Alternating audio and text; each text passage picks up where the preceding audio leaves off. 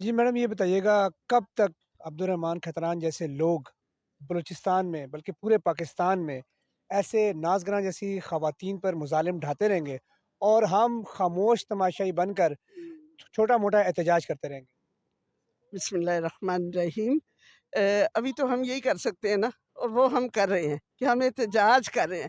اصل میں تو ہماری حکومتوں کی ذمہ داری ہے یہ، کہ مرکزی حکومت کی ذمہ داری ہے کہ وہ بنیادی طور پر اس کو ایک آرڈیننس کے ذریعے، ایک قانون کے ذریعے سے اس جاگیردارانہ اور سرداری کے اس نظام کو ختم کرنا چاہیے، اور لوگوں کی نجی جیلوں کے اوپر ایکشن لینا چاہیے ان کو، اور ایکشن لے کے یہ سب کچھ ختم کرنا چاہیے۔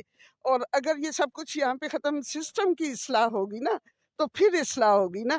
تو سسٹم تو بس سب کہتے ہیں تبدیلی کی بات بھی ہم نے سن لی، لیکن نظام کے اندر تبدیلی تو نہیں آئی، نہ سندھ کے اندر، نہ بلوچستان کے اندر، نہ جنوبی پنجاب کے اندر۔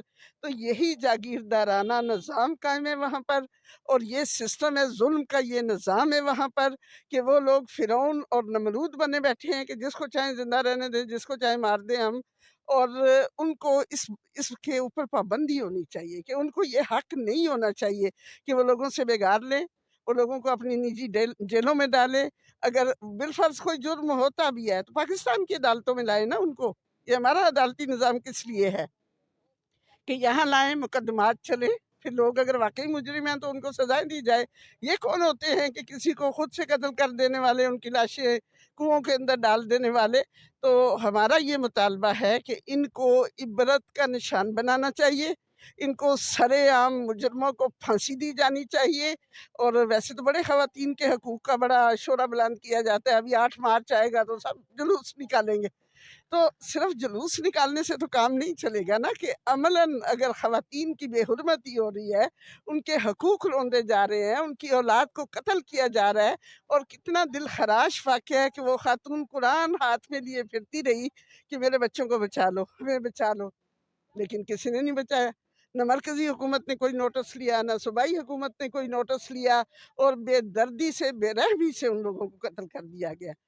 دیکھیں اوورآل تو یہ سسٹم یہی تھا جب پاکستان بنا ہے نا، تو سسٹم تو یہی تھا اس وقت بھی، لیکن چاہیے تو یہ تھا نا، پاکستان آزاد ہوا تھا تو عوام بھی آزاد ہوتے یہاں کے، اور اس سسٹم کو اور اس نظام کو ختم کیا جاتا۔ لیکن سچی بات تو یہ ہے کہ آزادی تو ہمیں ملی، لیکن حقیقی آزادی ہم آج تک حاصل نہیں کر سکے۔ اگر آج بھی لوگ فرعون بن کے بنے ہوئے ہیں، لوگوں کو غلام بنایا ہوا ہے۔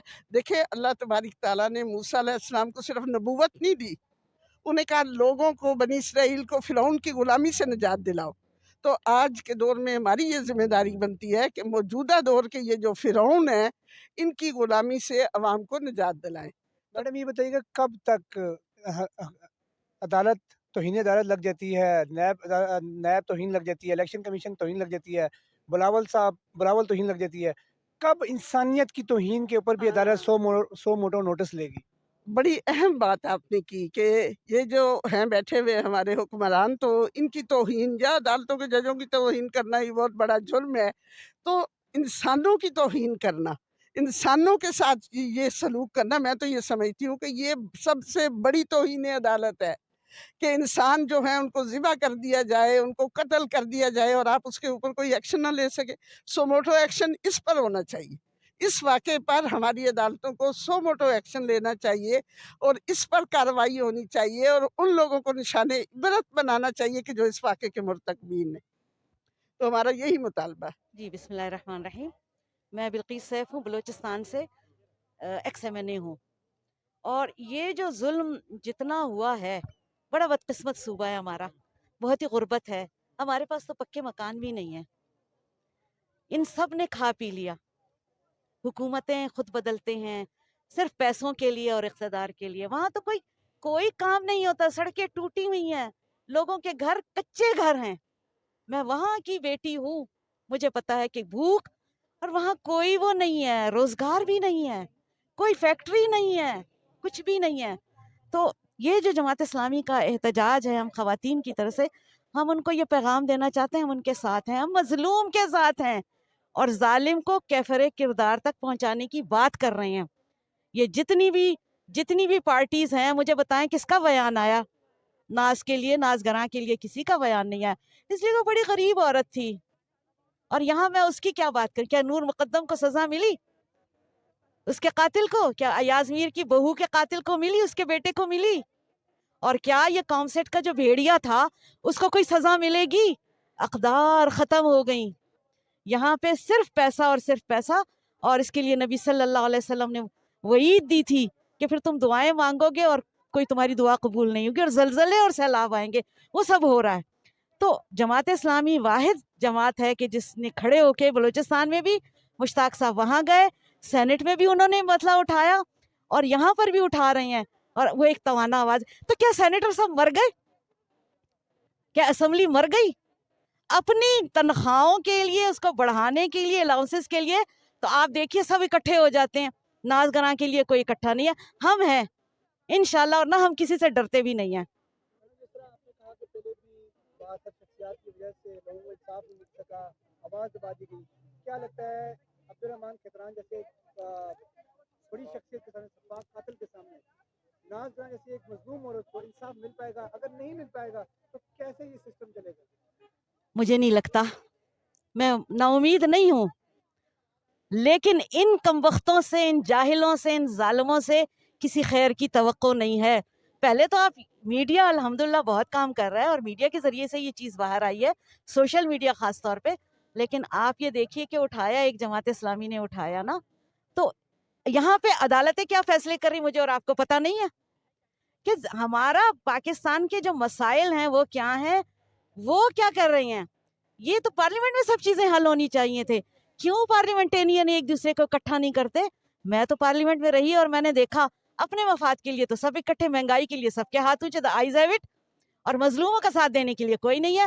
ہاں، اسلام کے خلاف جتنی بات کر لو سب اکٹھے ہو جاتے ہیں، اس لیے کہ اسلام عدل کی بات کرتا ہے، انصاف کی بات کرتا ہے، میرٹ کی بات کرتا ہے، مساوات کی بات کرتا ہے اور تعلیم کی بات کرتا ہے. ان لوگوں نے یہ ہزاروں جیلیں ہیں، ان کو، ان ہمارے عوام کو اس لیے جاہل رکھا ہوا ہے تاکہ غلام بنائے رکھیں. یہ جاگیرداری سسٹم ان کو کس نے بنایا؟ یہ قتل، یہ بندوقیں اور تلواریں یا چاقو، اسی کی وجہ سے یہ جاگیردار بنے.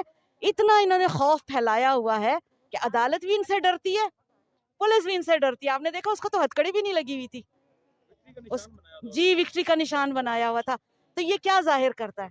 یہ ظاہر کرتا ہے کہ اچھا اس کا نتیجہ کیا نکلا؟ ایک کے بعد ایک عورت قتل ہو رہی ہے، ایک کے بعد ایک عورتوں کے اوپر ظلم ہو رہا ہے، پورے خاندان تباہ کیے جا رہے ہیں، اور پاکستان کو انہوں نے تباہ و برباد کر دیا. اب ہمارے پاس ٹائم نہیں ہے، وقت نہیں ہے. آپ ہمارا ساتھ دیں تاکہ ہم کھڑے رہیں. کسی کے دل میں رحم کا ایک وہ بھی نہیں ہے، اتنا سا شبہ بھی نہیں ہے. یہ سب ایک ہیں، ظالموں کے ساتھ کھڑے ہیں، مظلوموں کے ساتھ نہیں کھڑے. اور اس میں اصل میں بات یہ ہے عوام ان کے ساتھ نہیں ہے. یہ ووٹ بھی زبردستی اور دباؤ سے حاصل کرتے ہیں. یہ خود ہی اقتدار میں آتے ہیں، خود ہی اپنے احکامات، ان کا اپنا آئین ہے، ان کا اپنا قانون ہے. نہ یہ پاکستان کے دستور کو مانتے ہیں، نہ یہ اسلام کے قرآن کو مانتے ہیں، نہ یہ نبی کو مانتے ہیں. یہ کسی چیز کو نہیں مانتے. ان کی ہوس ہے، صرف پیٹ کی ہوس ہے. ان کو زیورات چاہیے، ان کو محل چاہیے، ان کو کھانے چاہیے، ان کو اقتدار چاہیے تاکہ یہ ظلم اور زیادہ تیز کریں اور عوام کو جاہل رکھیں. ہمارا ساتھ دیں، تعلیم کو عام کریں. تعلیم آئے گی، شعور آئے گا. دیکھیں، اور یہ جو نازگراں کی جو تصویر آئی ہے اور اس کا، یہ بھی تو دیکھیں نا، ایک شعور بیدار ہوا. کس نے کیا؟ میں سلام کرتی ہوں اس کو، اور سینیٹر مشتاق صاحب کو سلام کرتی ہوں کہ انہوں نے ان کو وقت دیا. خان مری جب آئے ان سے ملے، انہوں نے اس کی چیز کو بتایا کہ میری آواز انہوں نے سنی اور سینٹ میں اس کو اٹھایا. تو یہ سارا نظام مردہ ہے، ان کی قبریں بنا دیں. اور میں تو کہتی ہوں، اللہ سے دعا مانگتی ہوں، اللہ ان ظالموں سے ہمیں نجات دے دے، چاہے وہ بلوچستان کے ہوں، چاہے پنجاب کے ہوں، چاہے سندھ کے ہوں، اور چاہے KPK کے ہوں.